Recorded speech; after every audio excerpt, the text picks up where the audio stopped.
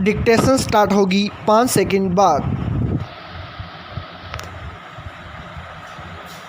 Yes, कवि रहीम ने इस दोहे के माध्यम से जल की महत्ता को उजागर करते हुए कहा है कि जल के बिना मोती में कांति, मनुष्य में प्रतिष्ठा तथा चून में उपयोगिता नहीं रहती। सचमुच पृथ्वी पर जल की उपलब्धता के कारण ही प्राणियों का अस्तित्व और पदार्थों में उपयोगिता का गुण कायम है। कहा भी जाता है जल ही जीवन है। जल के बिना न तो मनुष्य का जीवन संभव है और न ही वह किसी कार्य को संचालित कर सकता है। जल मानव की मूल आवश्यकता है। यूं तो धरातल का 70% से अधिक भाग जल से भरा है, किंतु इनमें से अधिकतर हिस्से का पानी खारा अथवा पीने योग्य नहीं है। पृथ्वी पर मनुष्य के प्रयोग हेतु कुल जल का मात्र 0.6% भाग ही मृदु जल के रूप में उपलब्ध है। वर्तमान समय में इस सीमित जल राशि का बड़ा भाग प्रदूषित हो चुका है। फलस्वरूप पेयजल की समस्या उत्पन्न हो गई है। जिस अनुपात में जल प्रदूषण में वृद्धि हो रही है, यदि यह वृद्धि यूं ही जारी रही तो वह दिन दूर नहीं जब अगला विश्व युद्ध पानी के लिए लड़ा जाए। जल की अनुपलब्धता की इस स्थिति को ही जल संकट कहा जाता है। वैज्ञानिकों का कहना है कि वर्ष 2025 तक विकट जल समस्या से जूझती विश्व की 2/3 आबादी अन्य देशों में रहने को मजबूर हो जाएगी। जल संकट के कई कारण हैं। पृथ्वी पर जल के अनेक स्रोत हैं, जैसे वर्षा, नदियाँ, झील, पोखर, झरने, भूमिगत स्रोत इत्यादि। पिछले कुछ वर्षों में सिंचाई एवं अन्य कार्यों के लिए भूमिगत जल के अत्यधिक प्रयोग के कारण भूमिगत जल के स्तर में गिरावट आई है। अभी स्रोतों से प्राप्त जल मनुष्य के लिए उपयोगी नहीं होता। औद्योगिकरण के कारण नदियों का जल प्रदूषित होता जा रहा है। इन्हीं कारणों से मानव जगत में पेयजल की समस्या उत्पन्न हो गई है। प्राकृतिक संसाधनों में मनुष्य के लिए वायु के बाद जल का महत्वपूर्ण स्थान है। इसी कारण विश्व की प्राय सभी सभ्यताओं का विकास नदियों के किनारे ही हुआ है। जल के अभाव में जीवन की कल्पना भी नहीं की जा सकती।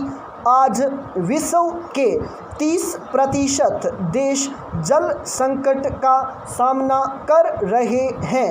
अमेरिका स्थित वर्ल्ड वॉच संस्थान की रिपोर्ट के अनुसार हमारे देश में केवल 42% लोग ही पेयजल के रूप में स्वच्छ जल प्राप्त कर पाते हैं। संयुक्त राष्ट्र संघ द्वारा जारी की गई रिपोर्ट में भारत को सर्वाधिक प्रदूषित पेयजल आपूर्ति वाला देश बतलाया गया है। धरती की इस अमूल्य प्राकृतिक धरोहर के संरक्षण, संवर्धन एवं विकास हेतु वर्ष 1973 में तत्कालीन प्रधानमंत्री श्रीमती इंदिरा गांधी की अध्यक्षता में राष्ट्रीय जल संस्थान परिषद का गठन किया गया। वर्ष 1987 में भारत सरकार के जल संसाधन मंत्रालय द्वारा प्रथम राष्ट्रीय जल नीति लागू की गई, जिसका वर्ष 2002 में और 2012 में पुनर्संशोधन किया गया। मनुष्य के शरीर में जल की मात्रा 65% होती है। रक्त के संचालन, शरीर के विभिन्न अंगों को स्वस्थ रखने, शरीर के विभिन्न ऊतकों को मुलायम तथा लोचदार रखने के अतिरिक्त शरीर की कई अन्य प्रक्रियाओं के लिए भी जल की समुचित मात्रा की आवश्यकता होती है। इसके अभाव में मनुष्य की मृत्यु निश्चित है। दैनिक जीवन में कार्य करते हुए पसीने एवं उत्सर्जन प्रक्रिया के दौरान हमारे शरीर से जल बाहर निकलता है। इसलिए हमें नियत समय पर पानी पीते रहने की आवश्यकता होती है।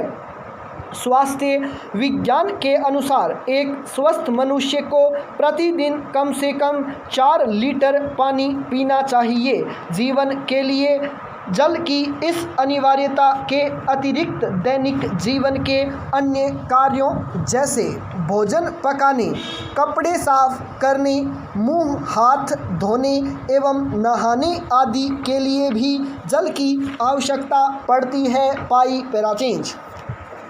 मनुष्य अपने भोजन के लिए पूर्णतः प्रकृति पर निर्भर है। प्रकृति में पेड़ पौधे एवं पशु पक्षी भी अपने जीवन के लिए जल पर ही निर्भर हैं। फसलों की सिंचाई, मत्स्य उद्योग एवं अन्य कई प्रकार के उद्योगों में जल की आवश्यकता पड़ती है। इन सब दृष्टिकोणों से भी जल की उपयोगिता मनुष्य के लिए बढ़ जाती है। जीवन के लिए सामान्य उपयोगिता एवं दैनिक आवश्यकताओं के अतिरिक्त जल ऊर्जा का भी एक प्रमुख स्रोत है।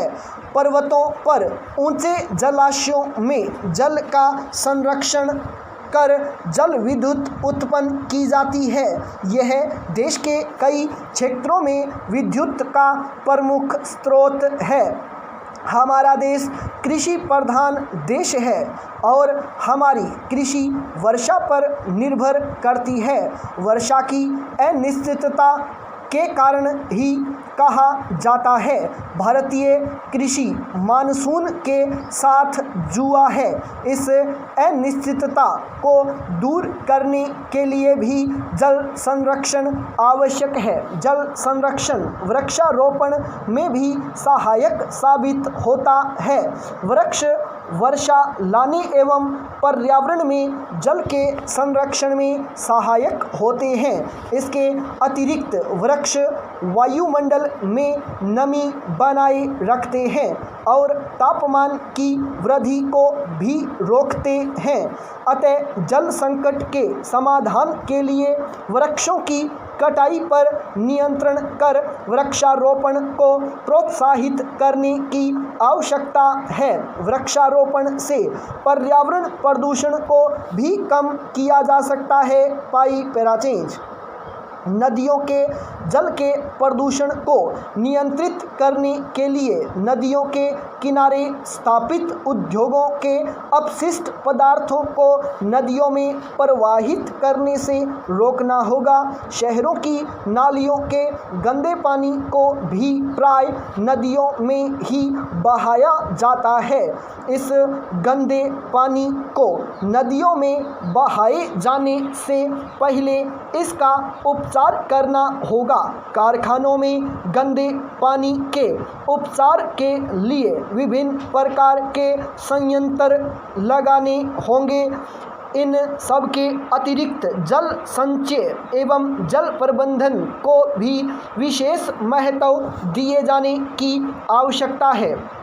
जल के वितरण की उचित व्यवस्था करनी होगी। जहाँ तक संभव हो जल का वितरण पाइपों के माध्यम से ही करना चाहिए ताकि भूमि जल को न सोखें एवं उसमें बाहरी गंदगी का समावेश न हो। जल संचय हेतु नए जलाशयों का निर्माण करने के बाद उन्हें पक्का कर भी जल को प्रदूषित होने से बचाया जा सकता है। खेतों में सिंचाई के नालों को पक्का कर भी जल संरक्षित किया जा सकता है।